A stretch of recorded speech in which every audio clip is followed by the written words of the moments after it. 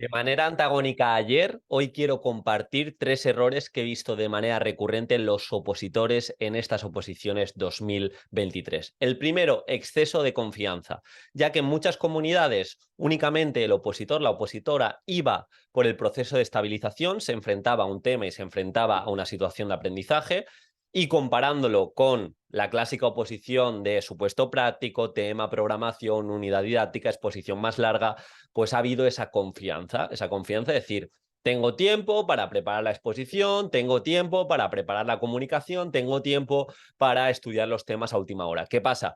Que ha ocurrido que estos opositores han hecho un proceso mediocre. No porque no lo hayan hecho bien, sino porque no han tenido en cuenta lo clásico de las oposiciones de educación, que es la concurrencia competitiva, es decir, no es difícil el contenido, sino más bien es difícil diferenciarse. Y si no gastas tiempo en diferenciarte, estás perdido. Tampoco puedes confiar en el pasado diciendo, yo hace 4 años saqué un 10 con mi programación, la voy a extrapolar a 2023, a 2024, voy a hacer un copiar y pegar y estoy seguro que voy a sacar un 10. Porque la evidencia avanza, el tribunal también, cada vez tenemos más información a nuestro alcance, más profundización respecto a metodologías, entonces nos tenemos también que adaptar y cada vez la manera de diferenciarse es más clara en función de ser concretos y en función de explicar mucho para qué sirve cada cosa que utilizamos. Así que cuidado con ese exceso de confianza. La confianza, de hecho, tiene que venir derivada del trabajo que realizas.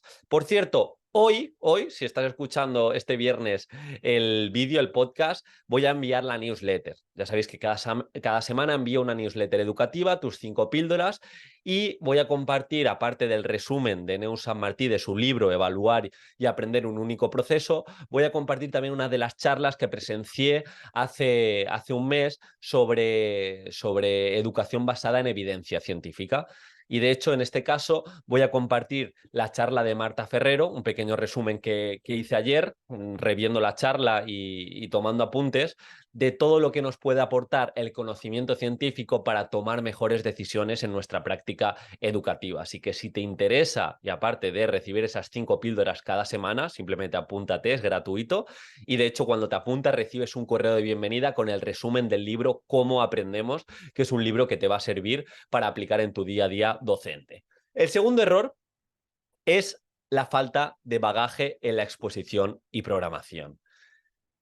El opositor, la opositora, no se ha formado lo suficiente y se ha pensado que exponer una situación de aprendizaje es aprenderse palabra por palabra su discurso y soltarlo. Eso ya no funciona. El tribunal quiere también alma, el tribunal quiere comunicación que llegue, quiere corazón a la hora de presentar los diferentes contenidos, lo que hablábamos ayer, quiere un envoltorio, también quiere elegirte como compañero, pero si eres un profesional de la enseñanza, y eso obviamente si tienes 15, 30, 45 minutos, es difícil de demostrar, pero sí que puedes demostrar el por qué haces cada cosa.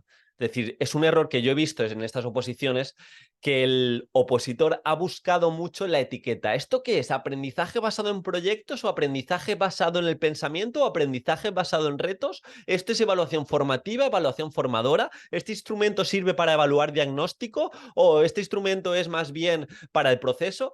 Eso está genial y obviamente tiene su peso a llamar las cosas por su nombre, pero es mucho más importante el para qué. Es decir, si tú vas a llevar a cabo, por ejemplo, un aprendizaje basado en proyectos, que le demuestres al tribunal por qué lo vas a llevar a nivel curricular, por qué lo vas a llevar a nivel de psicología cognitiva, y el beneficio para tu alumnado se va a implicar más, va a responder a un enigma, a una pregunta que le has hecho en la primera sesión, va a aprender a hacer algo más allá del horario escolar, y el beneficio del docente, es decir, si tu alumnado se implica más, tú como docente vas a disfrutar más la clase y vas a poder evaluar incluso mejor. Entonces, está bien, como digo, etiquetar, evaluación formativa, pero ¿para qué? ¿Vas a llevar una rúbrica? Genial, ¿para qué te sirve? ¿Solo para poner la nota? Igual le tienes que dar una vuelta para que sea formativa en ese sentido. Entonces, tienes que aprender a programar, tienes que aprender a formarte, tienes que aprender a saber cómo seleccionar los criterios de evaluación, cómo convertirlos en objetivos de aprendizaje y cómo utilizar esos objetivos de aprendizaje de manera formativa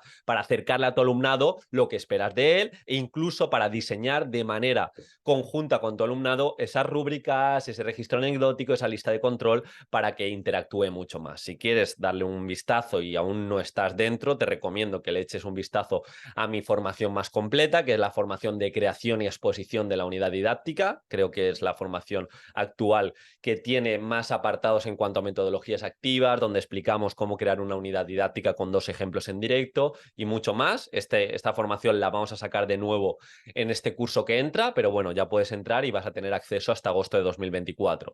Pero bueno, lo que digo, tenemos que aprender a programar, tenemos que aprender a comunicar, porque hay muy poco tiempo y tienes que demostrar que eres un profesional de la enseñanza. Obviamente, si no tienes experiencia, pues eso va a ser complicado que lo demuestres, pero sí que te puedes preparar para las reglas del juego y que el tribunal te escoja. En este sentido, el bagaje de exposición y el bagaje de programación pasa por entender lo que marca convocatoria, y tú no puedes ir al tribunal y centrarte en 5, 6, 7 ítems que han hecho muchas opositoras y que esos ítems ni aparezcan en convocatoria, como ha ocurrido que quizá se le ha dado muchísimo peso a programar en elementos transversales, a programar en, no sé, me lo invento, en atención a la diversidad, cuando ha aparecido otros ítems en convocatoria que te he hablado de desarrollo de las sesiones, objetivos de aprendizaje y evaluación desde un punto de vista funcional. Pues esos ítems que marcan en convocatoria es lo que tiene que aparecer.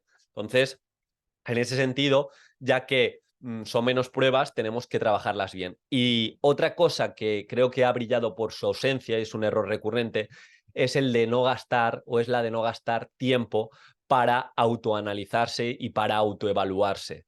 Está muy bien que expongas, está muy bien que hagas simulacros, pero si no te paras a grabarte o no te paras a que te den feedback, va a ser muy difícil que mejores.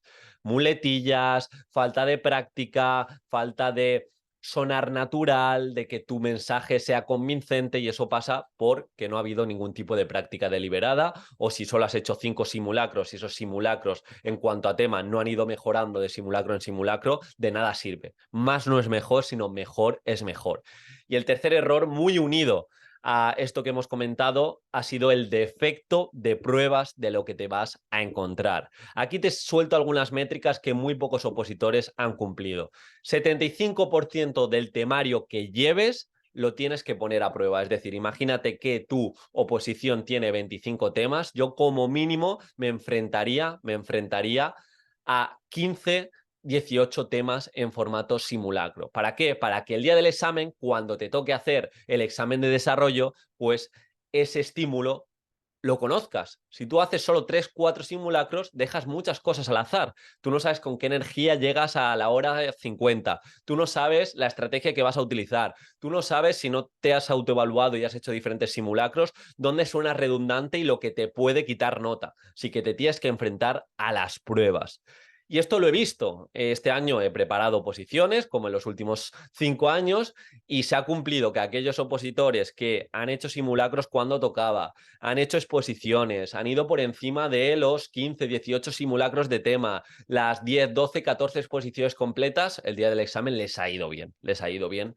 Entonces, como digo, en muchas ocasiones 1 más 1 sí que da 2.